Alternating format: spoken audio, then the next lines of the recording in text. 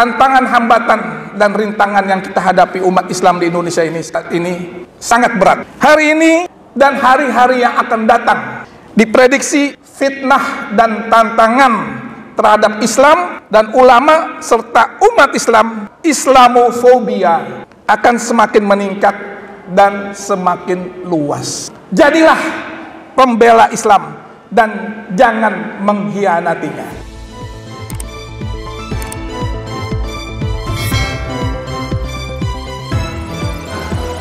Hari ini kita pada tanggal 1 Januari 17 Jumadil Awal 1442 Hijriah, kita bisa hadir di dalam rangka acara yang sangat penting dari Milad ke-40 Badan Kontak Majelis Taklim yang didirikan oleh Ibunda pendiri BKMT Profesor Dr. Hajah Tuti Alawiyah 40 tahun yang lalu. Tepatnya tanggal 1 Januari 1981 di Pesantren Putri Asy-Syafi'iyah hadir 732 majelis taklim. Beliau mendeklarasikan berdirinya Badan Kontak Majelis Taklim yang sebelumnya adalah Persatuan Mubalighat Ustazat PMU. Oleh karena itu izinkan saya untuk mengucapkan selamat Milad ke-40, perjalanan panjang di dalam dakwah.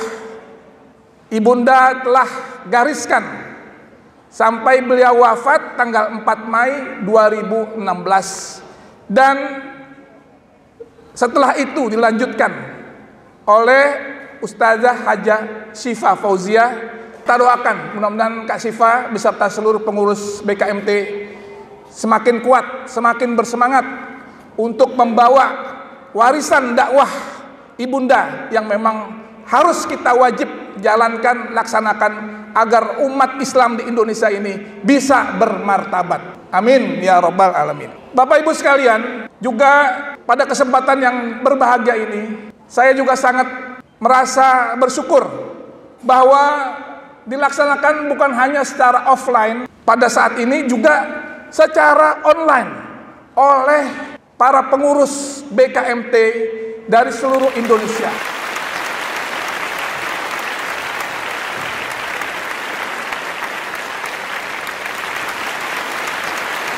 Untuk itu saya sangat gembira dan bahwa BKMT sudah mencapai usia 40 tahun. Usia dewasa menuju kepada kematangan dan kesempurnaan. Angka 40 tahun ini adalah angka yang sangat istimewa. Nabi Muhammad SAW beliau mendapatkan wahyu pada usia 40 tahun. Nabi Musa alaihissalam mendapat Taurat setelah miqat selama 40 malam.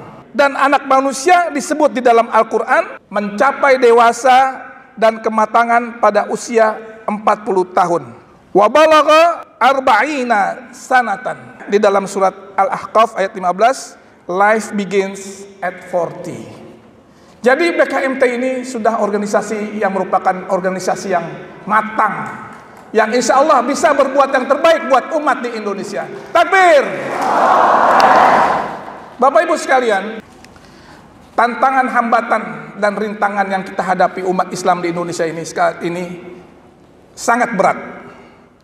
Pendangkalan agama dan penyelewengan akidah sudah sangat nyata kita rasakan saat ini. Umat Islam saat ini berada dalam budaya materialisme yang akut, di mana semua pikiran dan perilaku manusia diukur berdasarkan kepada materi duniawi. Hari ini dan hari-hari yang akan datang diprediksi fitnah dan tantangan terhadap Islam dan ulama serta umat Islam yang kita kenal dengan istilah Islamofobia akan semakin meningkat dan semakin luas. BKMT harus menyadari ini. Oleh karena itu Bapak Ibu sekalian, kenapa Islamofobia ini semakin meningkat? Karena apa? Karena pertumbuhan daripada populasi umat Islam sangat dahsyat di barat. Jumlah umat Islam dunia ini, di seluruh dunia sekarang ini ada lebih dari 20%.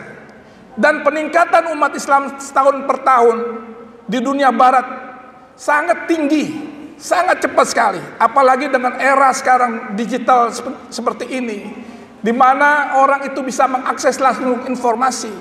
Ini selain mereka mendapatkan pengetahuan, Allah berikan hidayah, umat Islam semakin banyak dan semakin kuat. Oleh karena itu, mereka yang tidak suka terhadap Islam ini, dengan berbagai cara mereka berusaha melemahkan, dan oleh karena itu kita jangan lengah terhadap kondisi seperti itu. Bagaimana solusinya?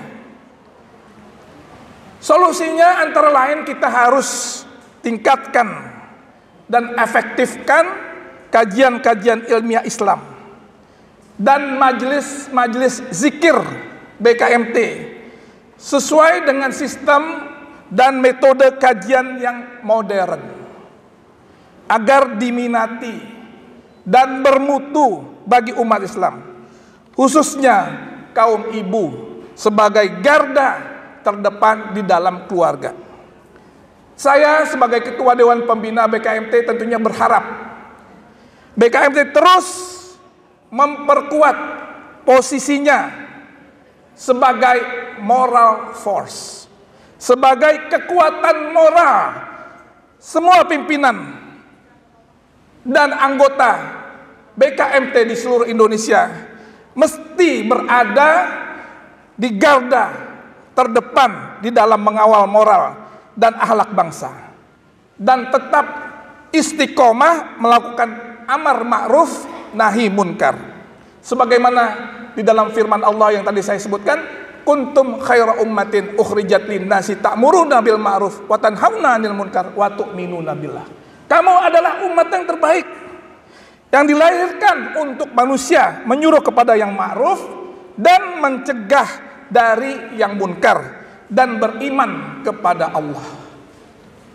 Bapak dan Ibu sekalian, di era postmodernisme atau disebut juga knowledge society saat ini, BKMT harus mampu memahami tabiat zaman yang terus berubah ini, di mana informasi, ilmu pengetahuan, ideologi, dan budaya menyebar dengan sangat cepat, mudah dan masif di tengah masyarakat, khususnya generasi milenial. Informasi itu tidak seluruhnya positif. Bahkan ada yang didesain untuk merusak dunia Islam, didesain untuk merusak budaya serta ideologi generasi muda atau anak-anak milenial. Ini yang harus kita pahami. Oleh karena itu, BKMT harus memiliki strategi, harus memiliki konsep baru menghadapi era knowledge society ini, dan harus kita semua mampu merespon informasi, budaya, dan ideologi negatif ini, yaitu dengan apa? Dengan kita memperkuat pendidikan Islam, meningkatkan level pendidikan ke jenjang yang lebih tinggi, ke universitas. Dan di sini alhamdulillah UIA selalu siap bersama BKMT di dalam hal ini. Tepuk tangan buat Universitas Islam Asy'ariyah. Bapak dan Ibu sekalian, Ibunda Tuti Alawiyah, beliau selain sebagai pendiri Ketua Umum BKMT, beliau juga adalah sebagai pendiri Asy-Syafi'iyah, di mana pendidikan universitas dan yatim, pendidikan, dakwah, dan sosial, bagian warisan perjuangan yang tidak bisa terlepas dari BKMT. Kita berada sekarang ini di komplek pesantren yatim. Geraha Alawiyah yang luar biasa ini, alhamdulillah. Indah nggak Bu tempat ini Bu? Bagus nggak tempat ini? Kita manfaatkan untuk BKMT, kita manfaatkan untuk dakwah, kita manfaatkan untuk sosial, kegiatan-kegiatan pesantren, kegiatan-kegiatan seminar. Nggak usah jauh-jauh, tempat ini saja. Tempat ini dibangun untuk mensupport pesantren khusus yatim Asy-Syafi'iyah. Karena yatim Asy-Syafi'iyah ini kan anak yatimnya sama alumninya ada 275 orang. Semua gratis. Satu hari 1000 mulut harus kasih makan. Satu bulan 255 juta lebih. Gaji aja 145 juta. Belum listrik 27 juta. Dan sebagainya, belum maintenance. Tapi alhamdulillah warisan perjuangan ini kami terus jalani, bersinergi. Alhamdulillah ini berjalan ala qadril maunah ta'til maunah minallah ta'ala. Sekedar keperluan akan datang pertolongan. Bayangkan kalau dalam situasi pandemi saat ini kita rasakan, ya, alhamdulillah terus jalan. Yatim ini tidak ada kekurangan, tidak pernah nggak telat makan sehari 3 kali, terus berjalan. Pendidikannya bagus, alhamdulillah. Asramanya kalau ibu juga lihat di belakang, asrama putra, asrama putri, nggak kalah dengan sekolah-sekolah yang bayar, bahkan mungkin lebih bagus. Oleh karena itu saya merasakan ini adalah karomah berkah. Ya, pertama adalah keikhlasan ibunda, keikhlasan pendiri Asy-Syafi'iyah Kyai Abdul Syafi'i, sehingga mewujudkan tempat Jatiwaringin ini menjadi Madinatul Tudlab, tempat yang membanggakan buat umat di tempat yang luar biasa ini. Sekarang ini menjadi kota pelajar. Alhamdulillahirabbil alamin.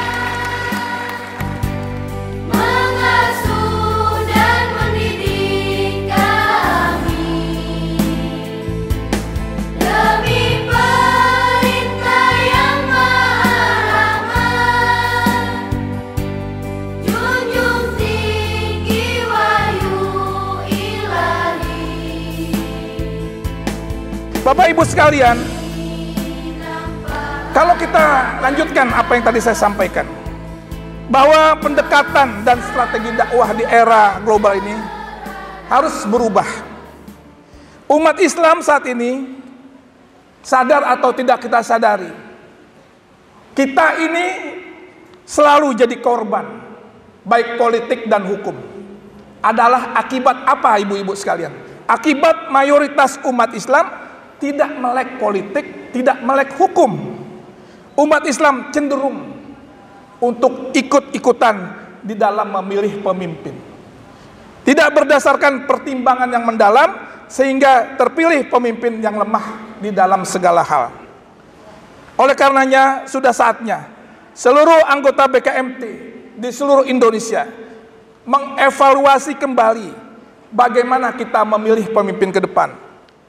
Harus paham arah politik nasional dan melek hukum, sehingga kita tahu siapa, harus paham siapa muslim yang pantas menjadi pemimpin dalam pesta demokrasi, baik itu pilpres, pilgub, pilkada dan seterusnya, sehingga akan lahir pemimpin-pemimpin yang soleh, yang memang benar-benar memperjuangkan umat Islam di negara yang mayoritas umat Islam ini. Umat Islam di Indonesia terbesar di dunia, tapi dari segi kuantitas, kualitasnya kita sangat rendah.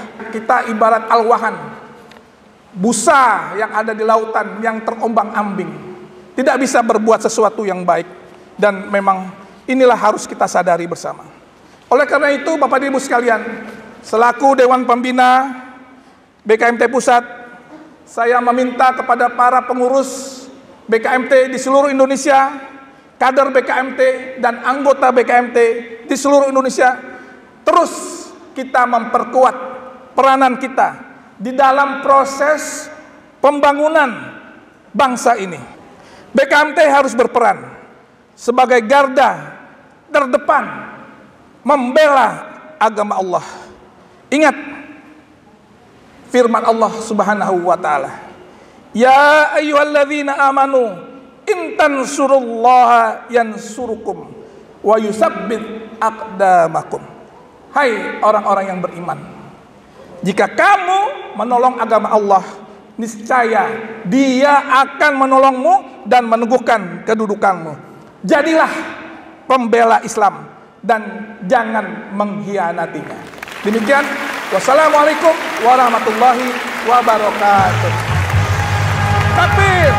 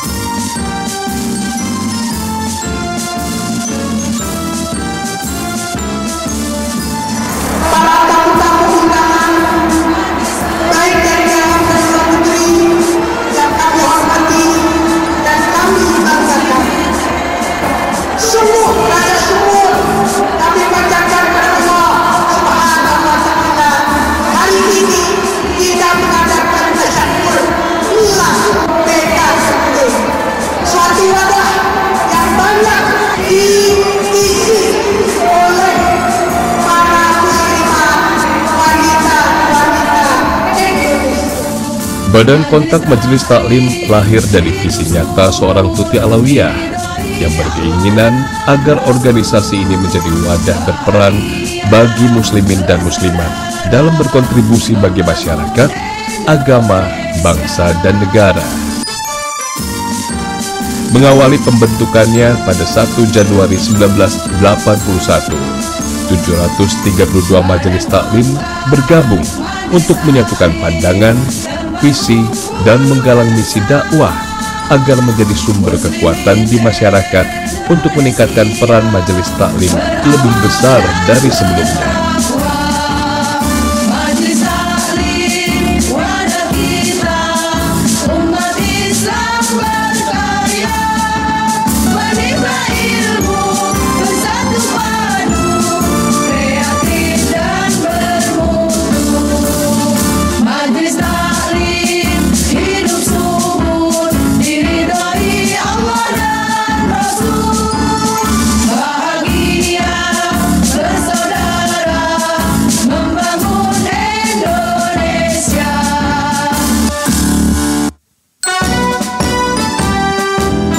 Meningkatkan peran dan kualitas majelis taklim menjadi misi utama dalam perjalanan program-program BKMT.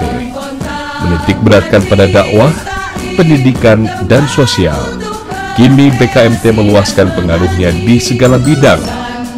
Mencetak kader berkualitas menempati posisi tangguh dan strategis, membangun ekonomi kreatif lewat wirausaha dan UMKM, memberikan pendalaman dalam problematika perempuan dan permasalahannya, meningkatkan produktivitas teknologi dan keorganisasian, serta kepedulian akan kesehatan di lingkungan sekitar dan masyarakat.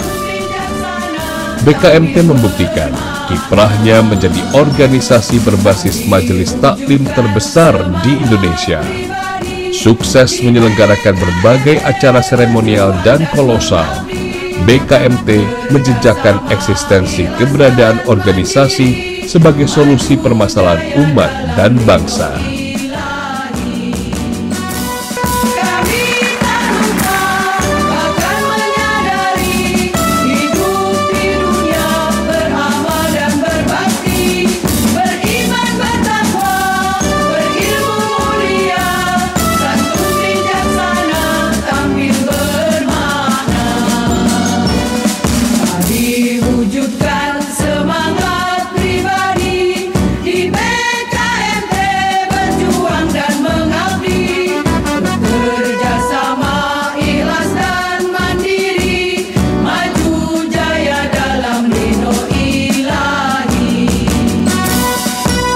Di 40 tahun usianya kini, BKMT telah berdiri kokoh di lebih dari 400 kabupaten, 33 provinsi di seluruh Indonesia.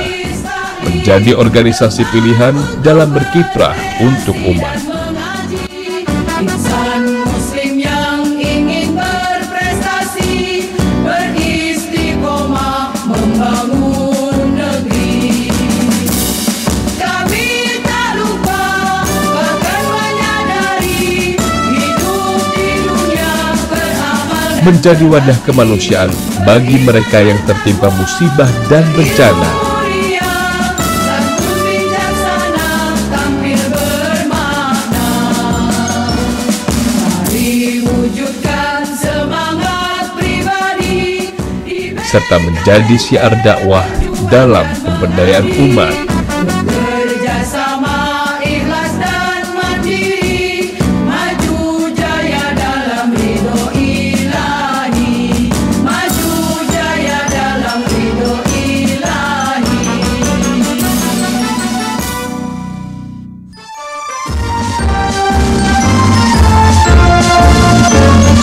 Ditinggal oleh pendiri BKMT, Profesor Dr. Hajah Tuti Alawiyah di tahun 2016, BKMT berusaha untuk tetap menginjakan kaki sebagai wadah produktivitas majelis taklim di seluruh Indonesia. Berbuat, berkiprah, dan bermanfaat di masyarakat. Bisa berperan lebih di masyarakat, meningkatkan program-program yang telah dibuat, dan insya Allah dapat berkontribusi Tetap semangat dilakukan dengan penuh loyalitas dan dedikasi tinggi oleh para pengurus di seluruh Indonesia. Dipimpin oleh Hajah Syifa Fauzia, BKMT terus berupaya menjadi organisasi bergengsi di masyarakat. Insya Allah, semangat juang BKMT tidak akan luntur. Ibu-ibu semangatnya tinggi, insya Allah Allah gantikan nanti dalam keberkahan dan hal yang besar. Karena kita adalah pejuang-pejuang dengan memukul mana? BKMT.